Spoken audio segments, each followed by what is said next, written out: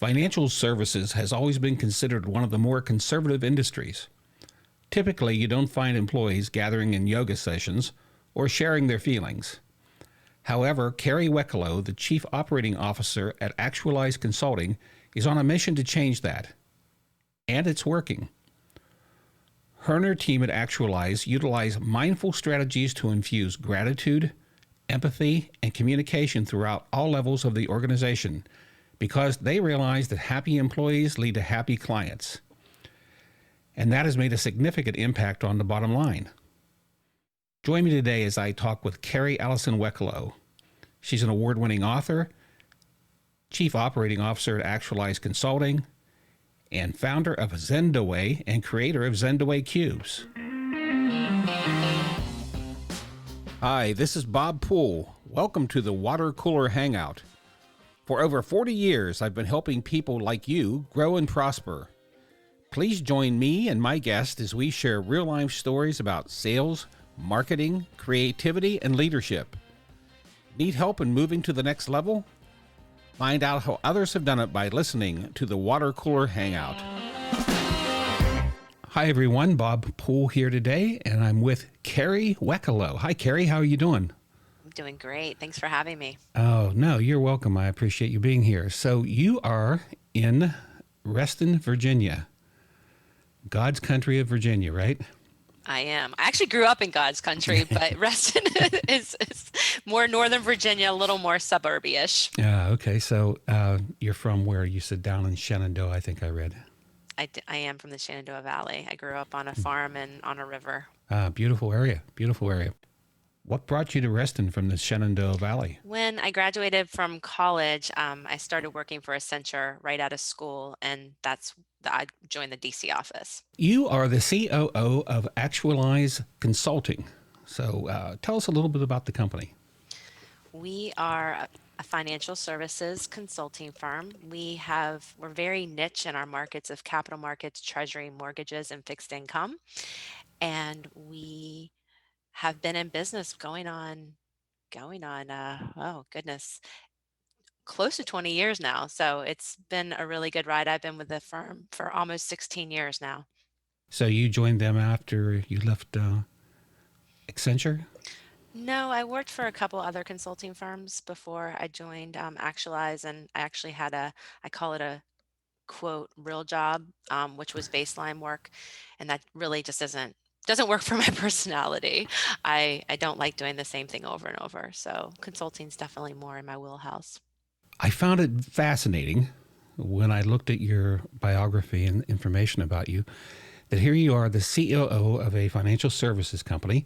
Now, I've worked with financial services company and over the years, quite a few, and I would not think of them as being a new age type company, to use a baby boomer term here. And yet, you have a whole book, 2 books, I guess you've written now, correct? Correct. And you have a company, and you've made all kinds of changes and differences in your financial services company by introducing things like gratitude. Correct. It doesn't align, does it? Tell me about it. Tell me about that. Yeah, so I started when we had 5 people. That was in 2005. And the first 5 years that I was with the company, we were very focused operationally, financially on getting the business up and running. And I also had 2 kids during that time. I didn't take proper maternity leave. I was just hustling. And after 5 years, I was really burned out. We had high turnover. And that's when I went to the partners and I said, we really need to shift our focus to our people. And then we just started, everything that we do is centered around our people. And gratitude has been a big piece of that. And we have this culture where we celebrate each other and people want to celebrate. You're able to give your peers awards, and we just had one the other day, and it just makes me happy, honestly. But we just did it out of pure needing to make sure that we were retaining our people. And so how did it work out? Well, we we've had less than 4% turnover for the last 4 years. We're winning awards that our employees are taking surveys from, like the Washington Post. We're been a top place, certified as a top place to work, best and brightest. So not only do we see our people are our retention, we have this less than 4%, we're also winning awards. And, we really have this strong culture that people want to be a part of. And it's fun. And we're in a really, heady business, right? It's very Yeah, technical finance that we're in. But we also have fun. And it feels more like a family, is what people say, what I feel too. I assume you're not in the office these days with the pandemic. We are not. And we've Okay. actually been fairly remote. Our model has been more remote work, going into our client sites, going to the office when we have meetings. And I think that's been a really big part of our culture too, is giving people that space and trusting them to get the job done. And we were early adopters of remote work before it was even popular. And when you say you infuse gratitude, what's your definition of gratitude? My definition of gratitude, I look at it a little bit differently. Something that really helps me is that when I'm looking at gratitude, it's like, what am I personally grateful for? What's going well that I'm doing? How am I showing up? How am I grateful for myself? There's external gratitude. How are you grateful for other people? Like, I'm grateful that you are speaking with me today, right? And then I also think you have to look at gratitude as what's going good. What wins have you had recently? So I really look at it in those three aspects, because I think it's really important to kind of, I think people forget to be grateful for themselves too sometimes, and focus on what's really going well from a win perspective. Yeah, being grateful for to yourself, for yourself. Yeah, that sounds like an important thing. Years ago, a guy told me he was a philanthropist, and he made this statement to me, and I've always remembered it. He said that gratitude, in his opinion, is the most fleeting of emotions. What do you think of that? It I absolutely agree. And what I've found as I've practiced more gratitude is that, I mean, I used to be into more holistic, like, okay, I'm going to take a breath, I'm going to pause. But gratitude, it is the fastest way that I've found to pivot any emotional state. That, if you're not feeling well, or you're having negative emotions, if you just pivot on what are you grateful for, what's going good in my life right now, you can always find something. That's the thing, because it can be as simple as, you have food, Hmm. and that's what people like, because many times people are like, well, I'm just, I don't want to get on board with your gratitude. And I'm like, okay. So I'm like, that's fine. You don't have to, but I promise you, you can find at least five things that you're grateful for. And then I'll just break it down into more simplistic terms. And then they're like, okay, you're right. You can find something to be grateful for. So does this spill over into your clients and your relationships with clients? How's that work? Absolutely. We really encourage our people to be grateful that for our clients, we promote sending, well, we actually send my book many times, in gratitude, the Gratitude Infusion book, so they can infuse gratitude into their cultures. But just being grateful that, like, if we have a big project that comes into completion, sending them some actualized swag as a thank you. Or maybe we have, a webinar that we have a client co-present with us. I've sent plants. It's trying to connect with something that client likes personally. So we try to give back and really showcase that gratitude. But then just how we run our projects, how we show up, I think it infuses into the clients. And we honestly haven't lost a client. Sometimes I have to fill out these questionnaires when we get new clients. So they're like, well, how many clients have you lost, or how many, that you've lost in the last year? I'm like, or ever. And I'm like, we haven't really lost a client. You usually get repeat business, or the work just ended. And I think that has a lot to say for how our people show up and how they're grateful, and how we have this culture that we put our clients first. you've gone from gratitude infusion, you call it, to culture infusion. So how's that? What's the segue to that? What's the difference between the two? Right. So I actually wrote the book Culture Infusion first, and I was getting ready to update, and that's 9 principles to create and maintain a thriving organization, from how you communicate, how you're an intentional leader, how you promote well-being within your organization, how you're measuring performance, all of those types of more cultural things. And I was getting ready to update my Culture Infusion book, just especially with the pandemic. I've been doing a lot more virtually. I had a lot of really good ideas, and I wanted to add gratitude, a chapter on gratitude, because it was missing really from the book. And then I was like, oh my goodness, I actually have a whole book on gratitude. And that's why I decided to do Gratitude Infusion, and it came out last July.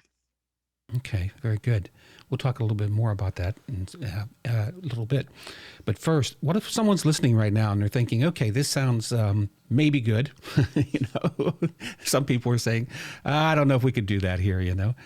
What do you say to them? How do you convince the people that are on the fence? Well, I always say start small. Mm-hmm. And I see that Adriana Huffington just came out with a new book on micro steps. So I'm going to use that term. A micro step would be to choose somebody on your team, a colleague, coworker, it could be your boss, whoever, and write something that you're grateful for, write it down, and then share it with them. Call them, message them, text them, email them, and see what happens, and see how they reciprocate that gratitude. And I'll give an example. I was doing, when I could do things in person, was doing this seminar on leadership, and we were talking about gratitude. And I had somebody connect with me on LinkedIn, and he said that he did that step of just connecting with somebody, and he chose somebody that he was kind of in a disagreement with on his team.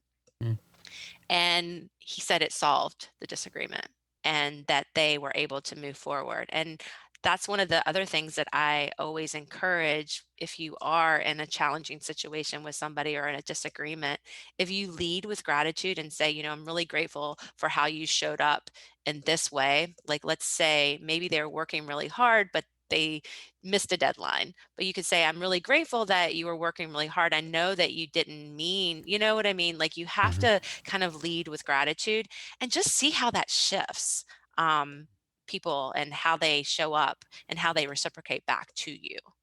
And I think that might get you on board with gratitude. Are you teaching this to other companies at this point?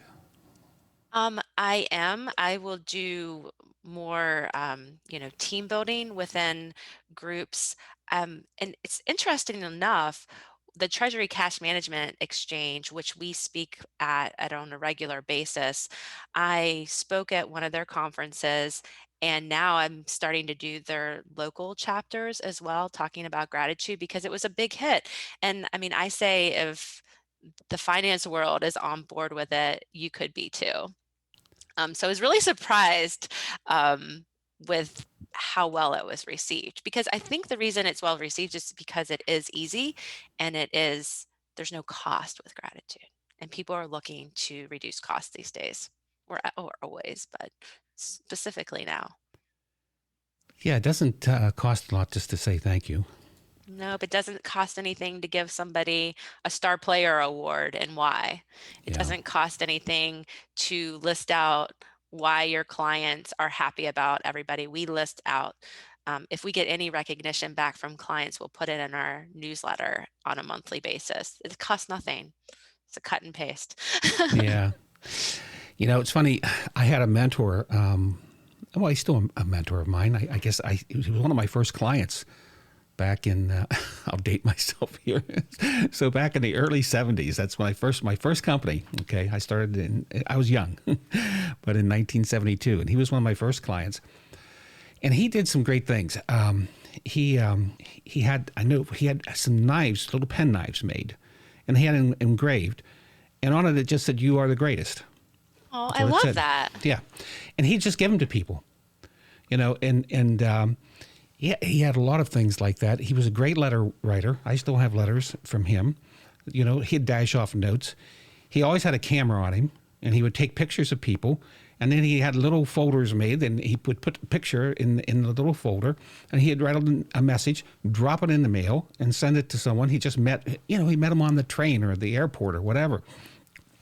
And he'd get names and addresses, and these people would get these things, and they'd be like, "Oh, wow, amazing! This guy remembered me." So I've always remembered that, and that's kind of a form of gratitude. I mean, that's saying, you know, I'm care about you. I care that we met. I care that you spent time with me.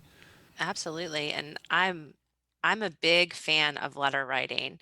And that's why, going back to recognizing our clients, when I send it, I'm like, what would you like to say? And I will handwrite the letter to them and, send the gift or the swag along because it's a lost art and I am determined to keep it going. I'm gonna say I make. They're getting on board more. My teenage kids, they've been doing it since they're little, but whenever they get gifts, I make them write a thank you note. And Yeah, and my son's like, can't I just text them? I'm like, yeah. no, nope, it has to be a letter.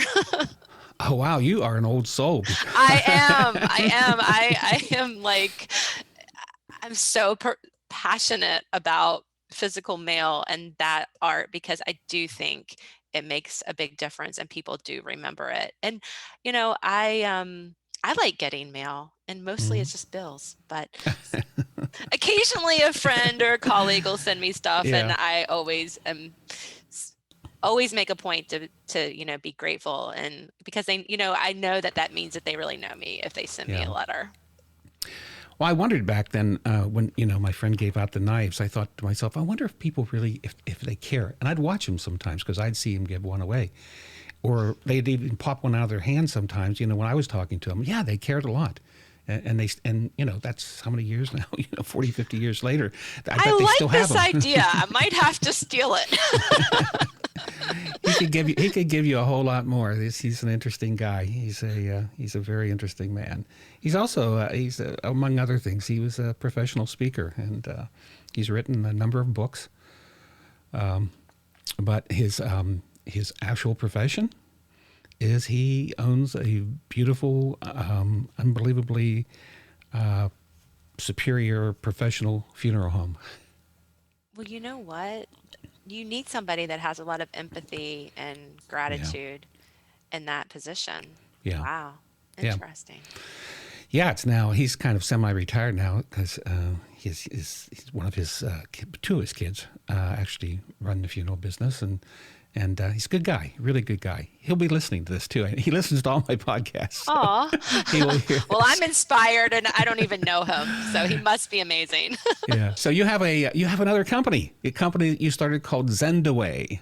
hmm Tell me about Zendaway and why Zendaway? Why the name? Zendaway. So Zen Mm-hmm. meeting. So it's like a meeting hall of just being of collaboration and coming together. So that's where Zendaway came from.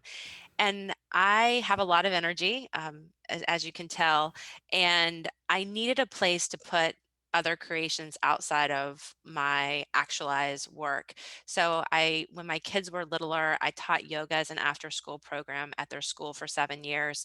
They have books that I've written, children's books on mindfulness. That they have. And I also have these soft squeezable cubes that have different prompts on them. And then that idea came from I wanted to get breathing into the schools in a non-invasive, non-yoga way. Mm-hmm. And so there's just different prompts on each side, like take a full breath in and let it out, like like a sigh, belly Mm-hmm. breathing. And I donated them to the kids' school.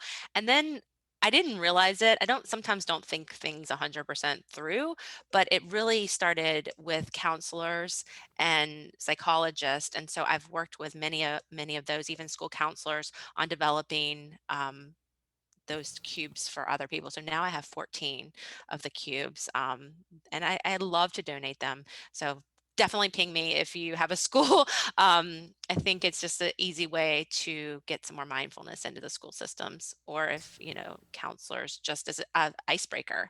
And I give them away at work too because they're really good icebreakers, conversation starters. So are these like affirmation kind of blocks or something like that? I have affirmations. I have a gratitude Ah, cube actually as well. I have one that I work to the school system, and it's about how to kind of make sure, like, if you aren't feeling well, prompts to encourage you to go talk to somebody. I have ones a play. I have one that my kids, they were all positive, and my kids were like, "Well, some people are stressed out." So I have a stressed out cube. So there's prompts to get you out of being stressed out that they came up with themselves. So it's been fun for them to just to see me develop something. They usually are the ones that are packaging them up and shipping them out. I still ship them out myself. Um, so it's been fun. It's just my creation. There's free videos out there too for yoga at your desk. It's just like a way to house positivity for me. and how do you get that message out? How do you get the share this with places? Zendaway. Yeah. Zendaway. Um, I have a I have a lot on Twitter, Okay. Yeah. but I don't do a ton of marketing. It's really just I send it to people as a resource typically. I probably should do more marketing, but I do have a full-time job at Actualize, Yeah. so it's kind of just it's more my fun spot, and I don't put a lot of pressure on myself, and whatever comes And you can comes. put your kids to work there. Exactly, exactly. They can put on the resume. There you go. Well, we'll definitely put the link to Zendaway and in the show notes for people so they can contact you and maybe get some cubes into their schools. There You you need go. cubes on bullying, maybe, huh? That's a good idea. See, this is how I have so many cubes. People have great ideas, and I'm like, oh, okay. Yeah, it's come up lately. It's one of those things that's come up. So I was curious if the pandemic seems to have caused some issues within the schools where the kids are back in school. And I've been hearing about some bullying going on. Although this generation seems to be much better, I think, than maybe the generation right before them at that. I'm not sure. They, Yeah, with my teenage kids, I see that they're very open, and they really don't like right. conflict, you know. So I think from what I've seen, they if they're even seeing it, they'll shut it down, or they won't associate with people that are like that, that are bullying. So what's next for you? Wow, what a question. I think I'm really enjoying getting gratitude out there more. I think it's something that I want to focus on and continue spreading and bringing it into other companies because it is so easy and it's so effective. So that would is really going to be my focus for sure. And Actualize continues to grow. We just opened an office in Mexico, so getting that up and running is definitely high priority on my list right now. Ah, geez. So you have an office where in besides Reston, where else? New York or something too, right? We have New York, Canada, the UK, and now Mexico City. Ah, so you got your hands full. Yes, but it's fun. I like learning about with culture infusion is also different cultures, right? Right. And learning the new cultures and trying to integrate into that and making sure that they feel a part of Actualize is definitely a priority. How's that working in Great Britain? It's going well. It is definitely a different culture, and what my brother and we decided we have like a monthly call too, where we're checking in and just giving some more attention versus having them in the broader group just to really get to know them personalities, and it's going really well. I've been enjoying it, and I love their sense of humor. Even if somebody's not happy with you, they make you laugh. Yeah. It's I love it. I'm like, can we all just be like that? So Yeah, yeah, they do. Canadians tend to do that too. I have a good friend who's in Vancouver, and in fact, I was going to mention to you when you talked about writing letters. mm, So he and I right now are finishing up. In fact, it's with our editor. We're co-writing a book. So one of the things in there that we talk about is actually to help people in Generation X and baby boomers get jobs. Things are bad right now for that group because of the pandemic, and a lot of people are at retirement age, but they still have to work. Some people have reached a point in their lives where they're like, I want to do something different. I had a dream. I've always been doing accounting, but I would really like to be a stockbroker, whatever. So there's all that going on, and making the transition. If you haven't looked for a job in 30 or 40 years, it's way different now, as you know. In fact, I want to ask you about that too in just a second, about how you're hiring.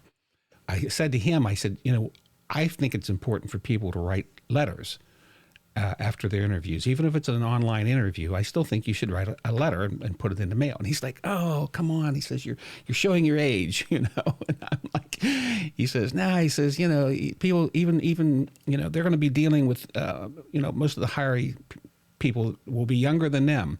So they'll just laugh at the letter. I said, I don't think so. So it's in the book. We left it in.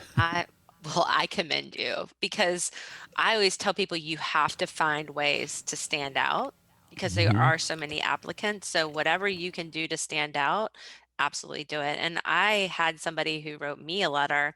They weren't the best fit for Actualize, but I contacted them because they wrote me a letter, and I was like, if there's anything I can possibly do to help you in your search, please let me know. I'm happy to advocate for you. So that's what it did for me. So, Yeah. but I am a letter writer. So, Well, I guess I've always thought of myself as a connector, and I like connecting people. So I think that the letter is a good thing. So getting back to my question about hiring, when you hire, especially, you're going to Great Britain and hiring, and now Mexico, how do you look for someone who's going to fit into your culture that you're building? Is there a way that you do that? well, the great news about, because I am a writer and there's so much content out there about our firm, most people have already read about our company, know about our company, and are trying to sell us on why they want to be a part of that culture.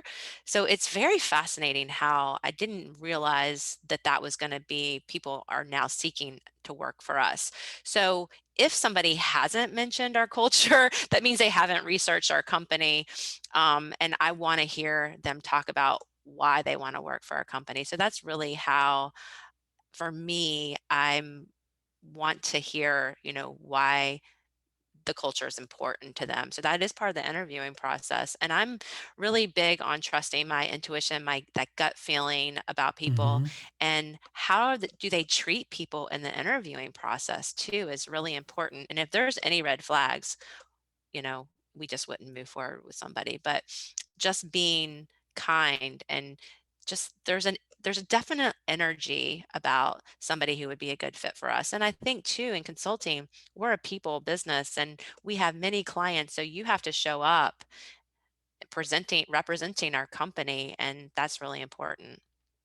Yeah, I would think that you would need to share the values of the company to Hmm. fit into the culture that you have there. If you didn't share those values, that would be a pretty tough fit, I think. Yeah. So I want to hear, how they're going to fit into that and why it's important to them.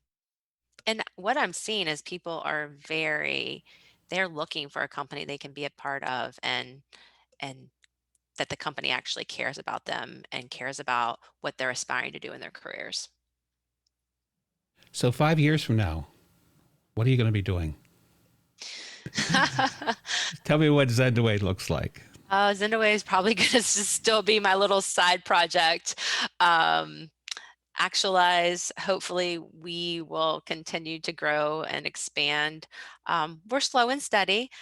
So, I mean, I could see myself doing a little bit of what I'm doing now. Hopefully, I would be doing more team building and working with more of our clients on a one-on basis. That's what I'm aspiring to do. I'm going to put that out Mm. there. Well, I don't know. I think somewhere in the next 5 years, someone's going to show up and they're going to say they want to take your message and move it throughout other companies. They want to spread it just the way you want to spread it. And you're going to find that person, and off they're going to go. And you're just going to kind of sit back and say, wow, I just have a feeling. Okay. Well, I thank you for that, Bob. I'm going to go with that. I love Oh, that. okay.